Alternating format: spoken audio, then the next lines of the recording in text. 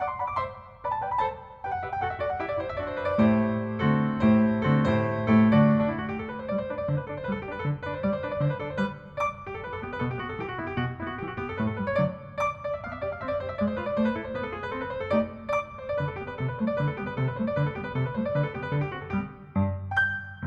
there. I'm Elaine Smith, the Artistic Director of the Clamour Theatre Company. We're holding these creative conversations with actors, directors, and playwrights so that you can learn more about Clamour and the artists who work with us. Welcome to this edition of a Clamour Creative Conversation. Today, we're talking with Gina Femia, a playwright selected for our 7th Annual Playwrights Retreat, whose play Bones Like Dust is going to be read on February 24th as part of Clay and Water 2025 at the Regal Center in Penny Farms, Florida. Welcome, Gina. Thank you for joining us. Thank you for having me, and thank you for having Bones Like Dust part of this series. I'm so excited. Oh, good. Well, we're delighted to have you. So why don't you introduce yourself and tell our viewers a little bit about yourself, whatever you'd like us to know. It could be your bio, your background, hobbies, accomplishments, anything you like. Yeah. I'm Gina Femia. I'm a playwright that also writes novels and screenplays, all those different types of things. I grew up in Brooklyn. I still live in Brooklyn. So I like to say my hometown of Brooklyn. And some of my hobbies have turned into plays. So roller derby, watching roller derby, not participating. I'm fragile. Pro wrestling turned into a play. I'd love to go see that. I'm really into things like all things geek or like geek related, geek culture. So, superheroes, comics, things like that. So I have a lot of specific niches that I can like partake in conversation around. So if you see me and like any of those things or just want to know more, I definitely can dive into those conversations with ease. Great. That's terrific. So why don't you talk a little bit about Bones Like Dust, maybe avoiding spoilers, and just tell us about the play. Yeah, so Bones Like Dust I wrote in 2017 and it actually like got put in a draw and I've never really had a chance to take it out until now. So I'm really excited to revisit it and to share it with an audience. It's a play, it's a two-hander, so two characters throughout the entirety of the play. And it's about a dirt scientist who is assigned to check on the dirt in this area of Nebraska. And Jenny happens to live there. And she doesn't like that he's there, but they wind up needing to spend a lot of time together due to weather. And then during the course of that, they do the typical things. They make small talk about the weather, small talk about art, and do Ouija as, participate in Ouija boards, as we all do when we're stuck with a stranger. So I think that without going into spoilers, that's the basic premise of the play. Good. So tell me, why did you decide to apply to the retreat?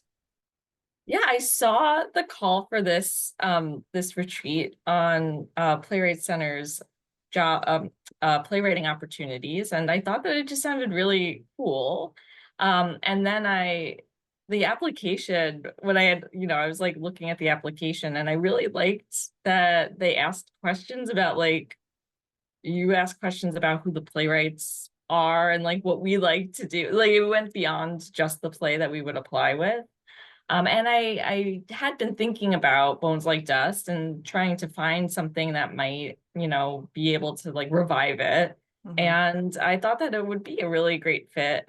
So I said, well, why not? But I really didn't think that I was going to be accepted. So when I got the acceptance, I was so happy and so shocked. But it really thrilled because it just felt like aligned, the retreat and the company feel aligned with what I like to do as a playwright. And then when I found out who the other playwrights are, and they're all folks that I admire so greatly, that I'm going to get to spend some time with and see their work, I'm just so thrilled. But that's why I decided to apply. Great. So do you have anything particular you're hoping to get out of the reading or the retreat as a whole? Yes, just in the rehearsals that we've had, I just coming back into that play, I was shocked at like how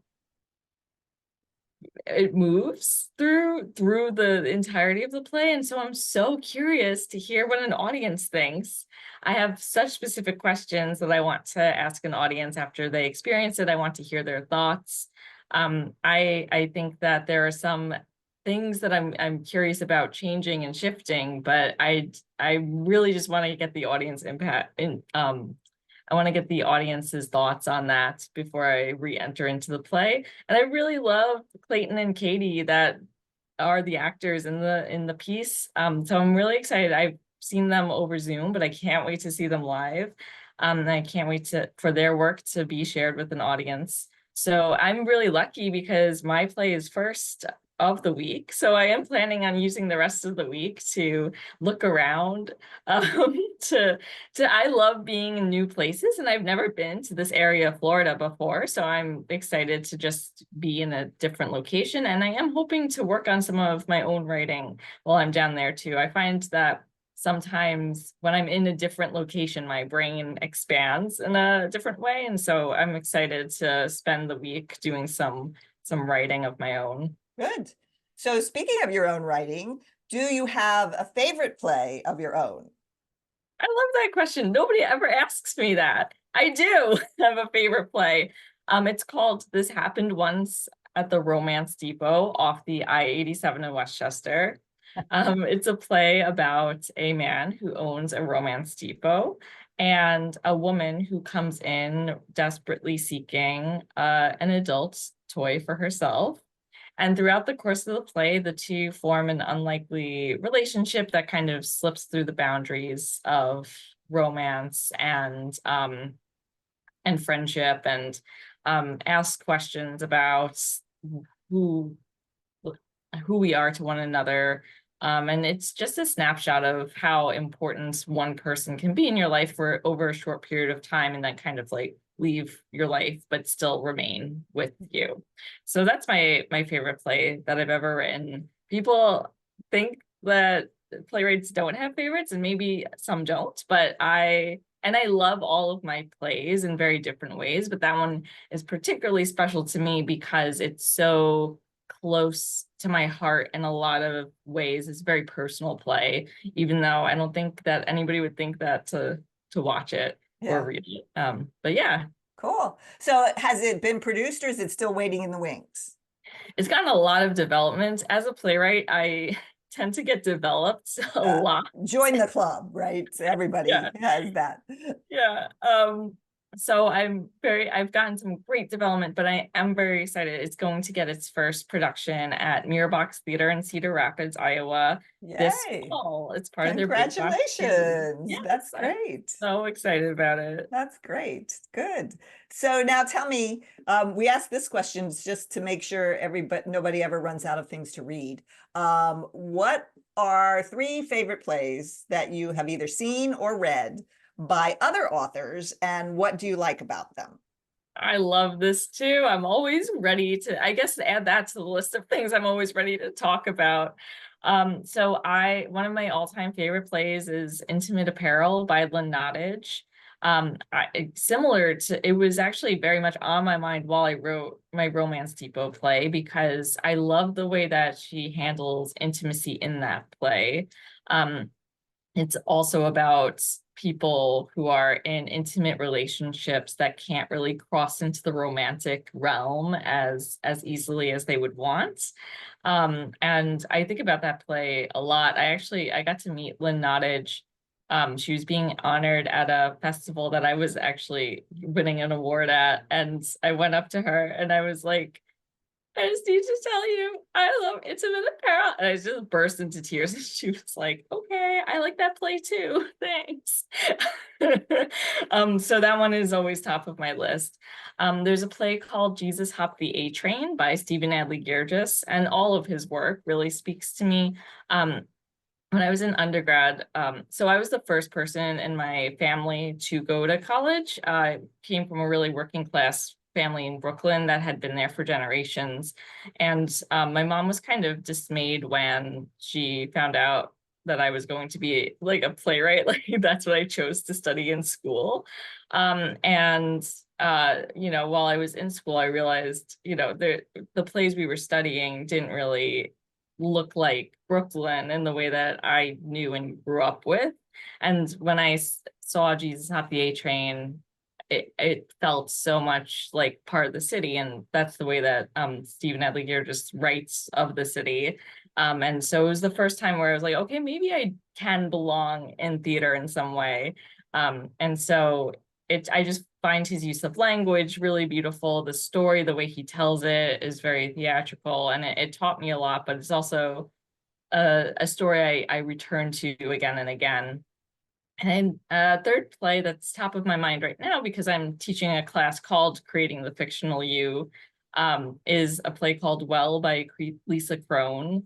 And that's a play that is not about Lisa and her mother, except it kind of is. So it's a very meta theatrical autobiographical piece about wellness in the country, but also we see it through the lens of a character named Lisa and her relationship with her mother, but also an ensemble kind of builds out all these different dramatic parts, and it's very much drawn from life. And I really like plays like that. I find them to be really inspiring, and I just like when plays kind of break form in a way that you don't expect. So I think those are 3 recommendations. Those are great. I'm putting them on my list. So, Yeah. So now, is there a book that has been helpful to you in your development as a playwright, or in your life in general, or? Is there a book? It's so funny. I've never read any craft books on playwriting specifically, because like I said, I went to undergrad for it, and they didn't teach those types of books, oddly enough. So I don't have any of those, but I'm trying to think of if there has been like a book that I've read that, like, I think that any book I read while I'm writing a play usually feeds into my artistic process. I'm very much a person who likes to write intuitively, and I don't like to follow traditional dramatic structures. I believe that, like, my playwriting philosophy for myself is actually that you create a structure to tell the play you want to play versus following a structure that you know, a Greek man put forth. Which is why in undergrad I didn't often feel like I fit in and belonged. But there's this fictional novel called Shark Heart by Emily Halleck, I believe her last name is, and my apologies if I know that the title is correct, so you could look up Shark Heart. And it's a novel I read recently, and it's about a newlywed couple who the husband finds out that he's turning into a great white shark. And it's a metaphor, right? Like for like loss and like what happens when somebody has a terminal illness and has to leave. But the author is also a playwright, and theater is part of this telling of the story. And so some parts are written like plays. And I find that to be really inspiring, to just remember how all of these different forms of storytelling can coexist with one another. And how story is not the same thing as plot, and those 2 things are very different. So to that end too, I've read The Truth About Stories, a Native Narrative by Thomas King, who goes through that philosophy of storytelling, because of course from an Indigenous perspective, folks were telling stories separate from the Greeks or from those other traditional storytelling. So find that to be very inspiring too when I'm thinking about how do I want to tell the story, and then build structure out from there. Okay, great. So for our viewers, if you would like to know more about Gina, you can look for them and their work on the New Play Exchange website at newplayexchange.org. And for more information, you can visit their website at femiagina.com. And if you would like to know more, well, if you'd like to attend the free reading of Gina's play, Bones Like Dust, it's on February 24th at 7 p.m. Eastern at the Regal Center. and you can make a reservation on Clamour's website, which is also the place to go for information on our other events, and that's clamourtheatre.org. You can find us on Facebook as Clamour Theatre Company, and we will post all those URLs in the description below. And if you'd like to see more interviews like this one, you can hit the like button and subscribe to our channel. So take a minute to do that if you'd like. So Gina, thank you so much for taking the time to speak with us today and for letting our audience get to know something about you. We are really looking forward to the reading, and we're very glad you have been able to join us for Clay and Water 2025. Yes, thank you so much for having me, and thank you for this great conversation. I look forward to meeting everybody who comes to the readings. Can't wait to hear your thoughts.